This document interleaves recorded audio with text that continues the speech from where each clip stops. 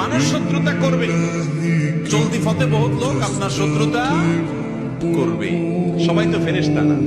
কিন্তু আপনার কাজ হলো সবার জন্য ক্ষমার দরজাটাকে একবারে উন্মুক্ত করে দেওয়া।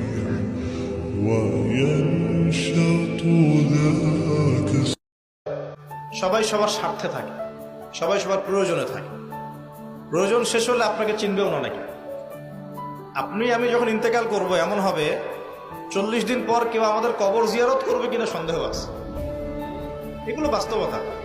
আর আমরা বোকা কেন জানেন? আমরা এই দুনিয়ার মানুষদের স্বার্থেই, আমার আশপাশের মানুষগুলোর স্বার্থেই সারা জীবন আল্লাহর বিরুদ্ধে চলি, আরাম খাই, সুদ খাই, ঘুষ খাই, দুর্নীতি করে ওদের মুখে হাসি ফোটানোর জন্য।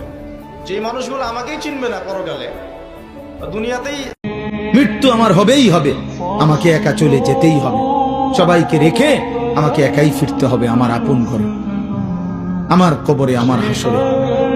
অতএব আমাকে যেহেতু ফিরতেই হবে, আমাকে যেহেতু বন্ধু যেতেই হবে, যেখানে আমাকে নিশ্চিত যেতে হবে, এর জন্য প্রস্তুতি নেওয়াই ভালো। এটাই বুদ্ধিমানের উচিত। আজ আপনি নিজেকে এত ছোট কেন মনে করছেন? আপনিও আল্লাহর সেই বান্দা, যে বান্দা আমি, যে বান্দা আর 10 জন মানুষ। আল্লাহ পাক আপনাকেও ভালোবাসেন, আল্লাহ পাক অবশ্যই আপনাকে ভালোবাসেন। জীবনের দীর্ঘ সময় পর্যন্ত আপনি আল্লাহকে ডাকেন নাই, আল্লাহ আপনাকে ফেলে দেয় নাই।